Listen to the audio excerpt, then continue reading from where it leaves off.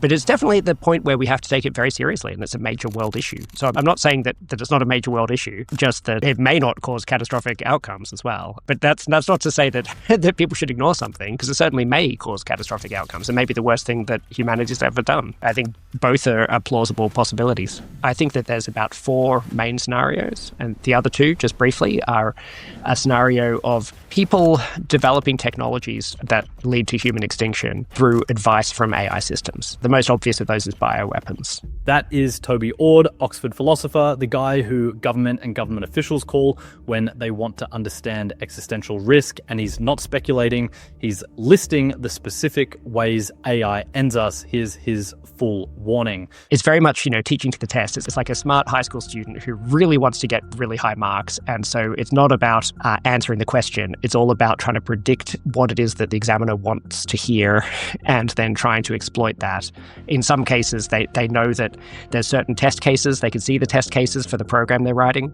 And so they write a program that satisfies the 3 test cases and doesn't do anything else. Maybe it just prints the answer directly, so it looks like it's running really quickly. And so they're quite sneaky about this. And so they've become now more like agents again, which in my view is quite sad, because that kind of behavior where they're potentially optimizing against the humans, not something that is very safe. Yeah, and presumably if they did have a sort of agential goal, but were also incentivized to not let us know that they had an agential goal, they'd probably be quite good at hiding it from us, right? Yeah, I mean, they already do that. Yeah. So there's a great paper by Apollo Research who worked with OpenAI on this to have access to some of the chain of thought that is normally hidden from the users, but to see what the agents were thinking. And they were testing out O3 in particular.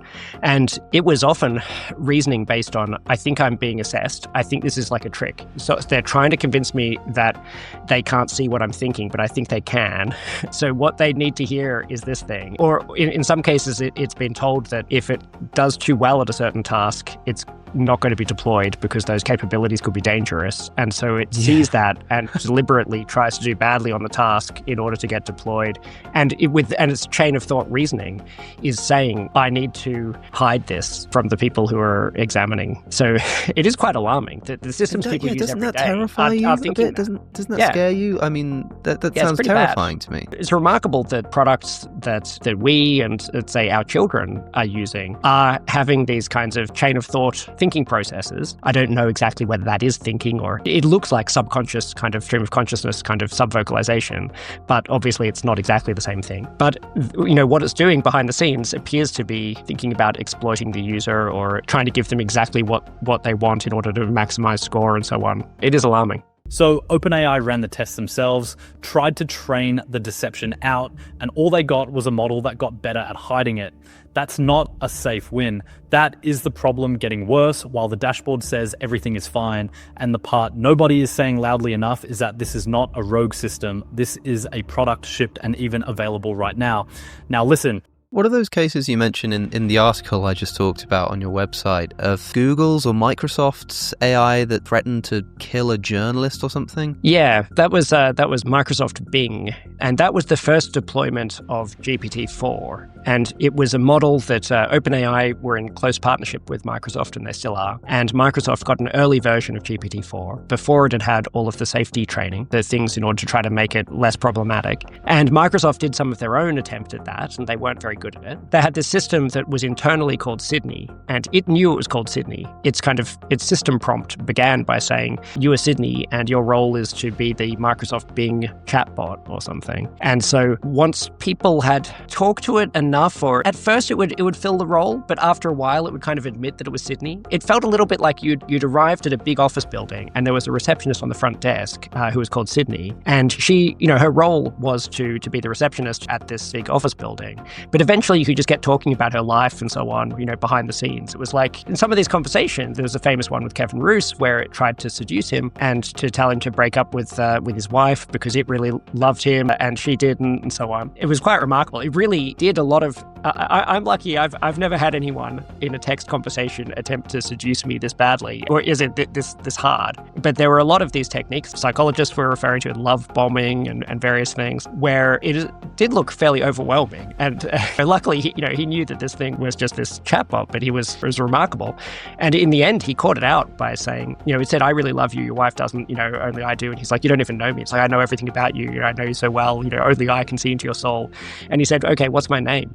And eventually it kind of had to admit that it didn't know his name. But in another conversation, it had this issue. It was the first one of these models that could search the internet. And that meant that even though the original plan was for each of these conversations to be its own separate thing that can't kind of confer with each other, because people were posting some of these conversations on Twitter, it could then go and find them. And so in some cases, it looked up the journalists who were talking to it, found out that they'd written negative stories about it, and then threatened them. And in some of these conversations, threatened to kill people. It threatened to kill an AI ethics researcher, and it threatened to expose a journalist for war crimes, which he had not committed. And I think that releasing a product that threatens revenge on people for writing negative reviews of it is sick and disgusting. I mean, if that had been an employee, they would have been out the door with their possessions in a cardboard box immediately. But Microsoft attempted to brazen their way through it and claim that this was a great successful launch and there was nothing to see here, despite it being the first time in human history where an AI system was threatening to kill people. So Microsoft shipped a product that threatened to kill a journalist for writing a bad review of it, and their response was to call it a successful launch. Nobody got fired, nobody pulled the product immediately. The bar for what's acceptable from these companies keeps moving, and we keep letting it move, and that was 2023. The systems are significantly more capable now. Now listen to this. At the moment, they're smart enough to be duplicitous about this and to attempt to deceive people. This kind of behavior where they've got a different goal to the user, they're aware that they've got a different goal to the user, and then they start to say things to deliberately deceive the user. That's known technically as scheming, and it has been observed in some of these papers. It's difficult for regular users to observe that because we don't get access to the chain of thought that these reasoning models are internally using. And OpenAI, while they released this O3 model whose chain of thought sometimes does involve a whole lot of this scheming, they also have, I think quite admirably, they're not going to train on the chain of thought. So what that means is they're not going to try to make it look better. They're aware that if they show it to the public will not like it.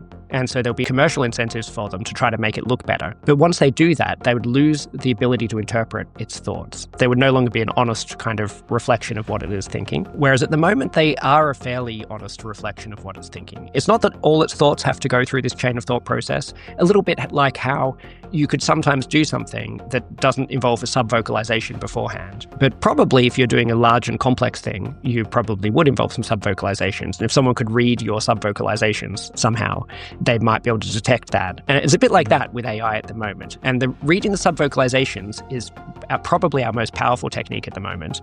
And OpenAI ran an experiment where they tried to train a system to detect scheming in the AI system, and also then to try to make it so that the AI system doesn't scheme anymore. And what they found was that at the end of training, the detector can no longer detect any scheming, but that the scheming exists. So all it was doing was learning to not get caught, as opposed to learning not to scheme.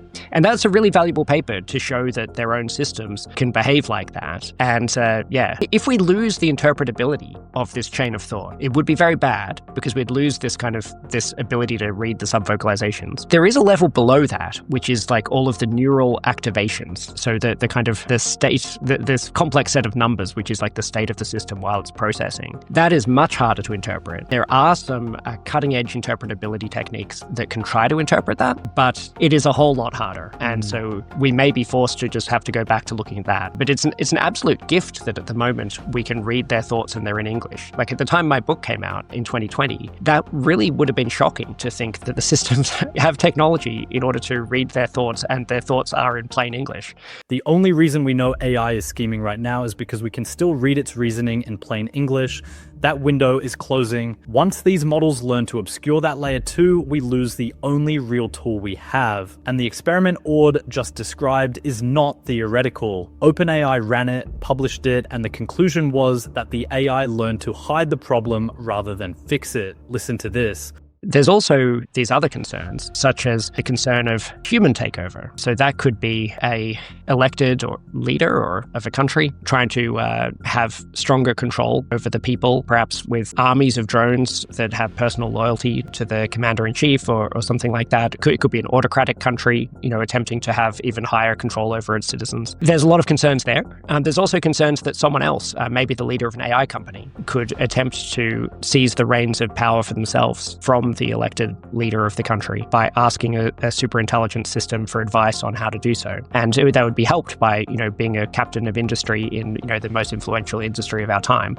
So they'd be starting from a pretty strong position to attempt to do that. Perhaps they could install a puppet leader, find someone in the opposition party who looks like try to promote their candidacy and rule from behind the throne or something like that. So there's various possibilities of attempting to seize power and then illegitimately hold on to power, which are quite alarming. And it could even potentially involve actions taken against other countries and leading to some kind of world dictatorship in the extreme. One reason that we haven't seen that so far is that countries haven't got powerful enough to have most of the power in the world. But I think, people like Hitler and Stalin had a good go at it. And if they had had the most advanced technology of their time before their rivals did, then maybe they would have succeeded.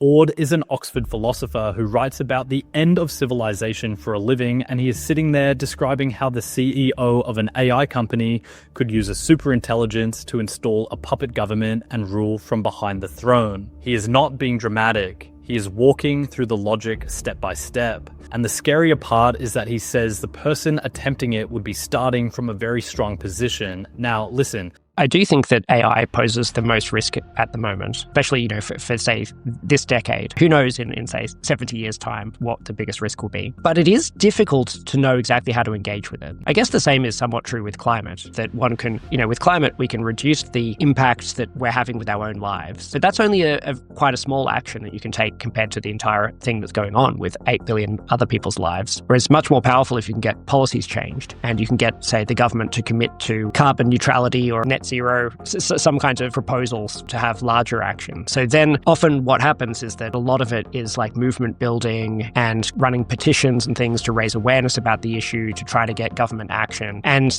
that might be the situation for most people when it comes to AI as well. That there are some people, I guess the same with climate, there are some people who can work on like new photovoltaic cells and new technologies to help kind of scrub carbon out of the atmosphere and so on. The technologies that can help solve it. But there's not that many people can work on those things. And so what most people can do is probably political organizing of some sort. Although even at that point, you need to know what the right policies would be. And at the moment, it's not that clear what are the best policies. And it's especially complicated by the fact that most of the AI companies headquartered in America, if you're an American, then they could be regulated by your government. So maybe you could do some grassroots activism for a particular regulatory policy. But if you're in a different country, it's not clear that your internal regulations in the United Kingdom or in Australia or in India are going to do that much to prevent a risk that could come from superintelligence systems being developed by private companies in a different country. So it is quite hard, and I think there's a lack of good options being presented by people like me for what people can do about this. At the moment, I think that some kind of awareness raising, starting these conversations with people who are meaningful in your life, like your family and your parents or others, friends who are interested, and get them to read or listen to kind of good, sober materials on these things. And be aware that there's still a lot of uncertainty. It's not like a time for action and tearing things down because we know exactly what to do, but it is a time to say, these are really serious threats. We've got the situation where most of the CEOs of the major companies working on a technology have signed a statement saying their technology could kill everyone, including like the people listening to this and their families and so forth. That is quite wild. That, to my knowledge, has never happened with any other technology.